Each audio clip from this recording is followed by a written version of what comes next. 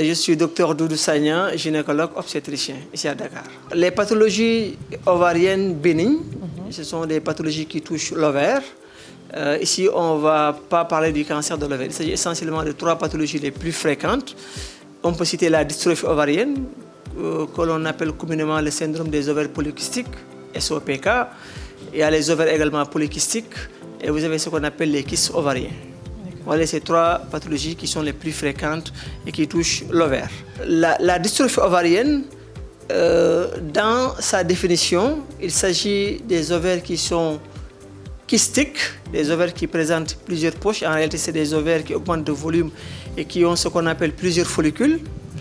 Associé à cela, on peut avoir chez la femme ce qu'on appelle des signes d'hyperandrogénie, avec des signes de masculinisation, tels que par exemple la présence de poils dans des zones qui ne doivent pas être couvertes par ces poils-là. Je fais allusion à la présence de poils au niveau du menton, au niveau de la poitrine, sur la lèvre supérieure chez la femme. Également, il y a un autre signe, c'est ce qu'on appelle les cycles qui sont longs. Souvent, c'est des irrégularités du cycle, des règles qui sont espacées. Donc, vous avez principalement pour la dystrophie ovarienne 3 signes. Vous avez les cycles très longs, les règles qui sont espacées, qui durent tous les 2 mois, tous les 3 mois. Vous avez ces signes d'hyperandrogénie ou bien ces signes de masculinisation. Et enfin, vous avez les ovaires qui augmentent de volume souvent et qui présentent plusieurs kystes, mais en réalité, c'est des follicules qui ne sont pas arrivés à maturation, bien des follicules qui arrivent à maturation et dont l'ovule n'est pas libéré. Donc, si vous avez 2 signes parmi ces 3-là, vous présentez ce qu'on appelle le syndrome des ovaires polykystiques, SOPK, ou anciennement appelé la dystrophie ovarienne. Maintenant, pour ce qui est des kystes ovariens, souvent c'est des poches, des boules qui se forment aux dépens de l'ovaire. Et ces boules-là ont souvent un diamètre qui dépasse 3 cm. Elles peuvent être très gros, entraînant souvent des douleurs pelviennes et à la limite peuvent même impacter sur la fertilité. Ces kystes ovariens-là, ils peuvent être de 2 natures. Vous avez ce qu'on appelle les kystes fonctionnels, qui sont des kystes qui sont appelés à disparaître et dont la règle thérapeutique, c'est l'abstention, qu'on va surveiller. Vous avez des kystes organiques dont le contenu est souvent liquidien ou mixte. Et dans ces kystes-là, la sanction souvent c'est l'intervention. Pour les kystes organiques, il faut les opérer. Alors la 3e entité, c'est les ovaires polykystiques. Les ovaires polykystiques, c'est souvent des ovaires qui augmentent de volume et qui présentent plusieurs kystes. Mais en réalité, ce n'est pas des kystes. C'est ce qu'on appelle des follicules. Les follicules, c'est ce qui arrive à maturation et qui vont libérer un ovule. Il arrive des fois où ces follicules-là n'arrivent pas à maturation ou ne sont pas libérés. Et dans ce cas, c'est un ovaire qui augmente de volume et qui présente plusieurs follicules. C'est ce qu'on appelle les ovaires polykystiques. Voilà la différence entre ces 3 pathologies-là.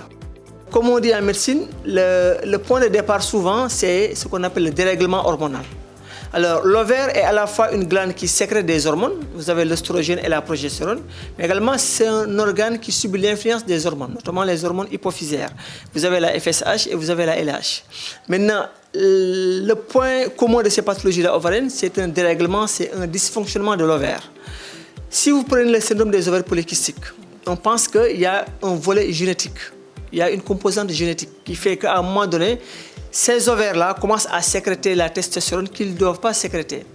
Et vous allez voir que dans ces pathologies-là, on ne sait pas à quel moment la mutation génétique va se faire. Donc, premier élément, c'est du point de vue génétique. Vous allez voir des familles qui ont des syndromes ovariens dystrophiques ou bien les ovaires polykystiques.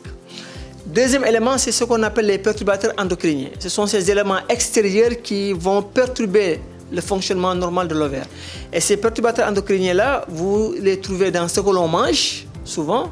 Vous pouvez voir les boîtes de conserve, les colorants alimentaires.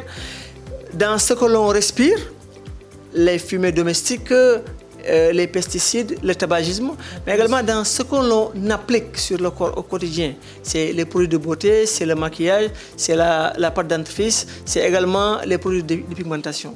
Donc ces éléments extérieurs, ce qu'on appelle les perturbateurs endocriniens, vont entraîner un dérèglement hormonal. Troisième élément, c'est ce qu'on appelle certains médicaments, certains traitements hormonaux. Par exemple, la prise de contraceptifs, malheureusement, peut être à l'origine de ces pathologies ovariennes-là. Et enfin, vous avez ce qu'on appelle les facteurs qui peuvent influencer le fonctionnement de l'hypophyse, parce que n'oublions pas que l'ovaire est soumis à l'influence des hormones ovariennes. Donc, toute pathologie ou bien tout retentissement sur le cerveau peut être à l'origine de ce qu'on appelle ce dérèglement hormonal. Le stress, par exemple, est un élément fondamental qui peut être à l'origine de ce dérèglement hormonal et entraîner ces pathologies ovariennes. Le traitement dépend de la cause. Pour le syndrome des ovaires polykystiques, souvent on va traiter les symptômes. On ne traite pas la maladie. Si la femme a des problèmes d'ovulation, parce que l'une des principales complications, c'est l'anovulation. Si la femme a des problèmes d'ovulation, on peut lui prescrire des médicaments qui vont induire une ovulation.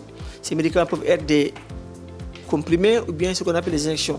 Si la femme a ce qu'on appelle des cycles qui sont irréguliers, des cycles qui sont espacés, on peut régulariser ces cycles-là. Si la femme présente ce qu'on appelle un hirsutisme, c'est-à-dire que vous avez la présence de poils dans des zones où elles ne doivent pas être présentes, on peut faire recours à certaines pilules qui vont ralentir la croissance de ces poils-là. Maintenant, si la femme ne désire pas de grossesse et il n'a pas de problème d'ovulation, là, la pilule contraceptive est souvent utilisée. C'est souvent ce qu'on appelle, les femmes, on les met sous pilule contraceptive, communément appelées les pilules à haute densité ostéoprogestative. Maintenant, si la femme présente un surpoids ou bien elle présente ce qu'on appelle une obésité, parce que souvent dans les syndromes des OPK, il y a ce qu'on appelle une obésité. Là, on va demander à la femme de faire ce qu'on appelle un régime ou bien une activité sportive qui va faire en sorte qu'elle puisse réduire son poids. Et on a vu que la réduction du poids de 5 à 10% était favorable à une ovulation. En dehors de cela, pour ce qui concerne les kystes ovariens, vous en avez deux types. Vous avez ce qu'on appelle les kystes fonctionnels et vous avez les kystes organiques. Les kystes fonctionnels, la règle c'est l'abstention thérapeutique au bout de 3 mois, parce que ces kystes sont appelés à disparaître. Mais pour les kystes organiques, il faut les opérer. Sinon, ce n'est pas des kystes qui vont disparaître parce qu'ils ne sont pas appelés à disparaître. Il faut les opérer et la sanction elle est souvent chirurgicale.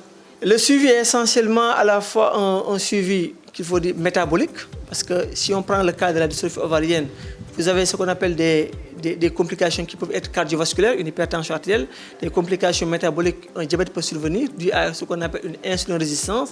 Donc il faut surveiller le bilan glycémique, il faut surveiller le bilan lipidique, il faut surveiller le bilan triglycéride et surveiller également tous les facteurs de risque cardiovasculaire, surveiller l'hypertension artérielle, mais surtout également faire ce qu'on appelle une activité sportive et éviter tout ce qui est un facteur stressant. Donc voilà les principaux facteurs qu'il faut éviter, mais également l'alimentation. Il joue un rôle important et souvent éviter d'être exposé à ce que j'appelle tout à l'heure les perturbateurs endocriniens qui peuvent également entraîner un dérèglement hormonal.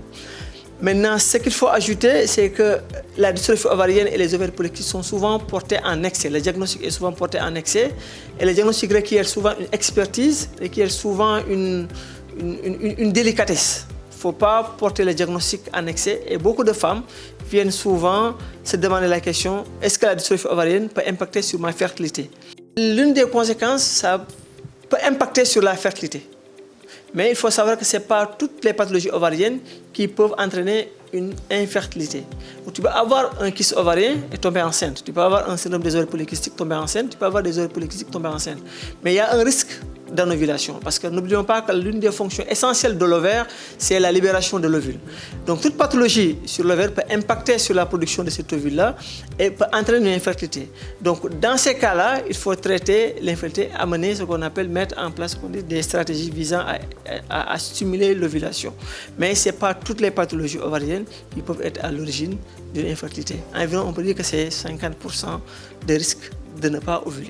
Quel conseil, docteur Sagna? Si vous souffrez d'un de ces signes-là, que vous avez des cycles qui sont longs, vous avez des signes d'hirsutisme, des signes d'hyperandrogénie, des signes de masculinisation, ou bien à l'échographie, le médecin vous dit que vos ovaires sont polykystiques, peut-être que vous souffrez de la dystrophie ovarienne et que peut-être vous devrez changer beaucoup de choses, votre alimentation, votre mode de vie, et comprendre c'est quoi cette dystrophie ovarienne-là, et éventuellement discuter avec un médecin pour qu'il vous explique qu'est-ce qu'il faut faire. Et ce qu'il faut faire, essentiellement, ce que j'ai dit, c'est la surveillance, c'est le régime, et voir est-ce que ces pathologies-là ont un impact sur la fertilité ou pas.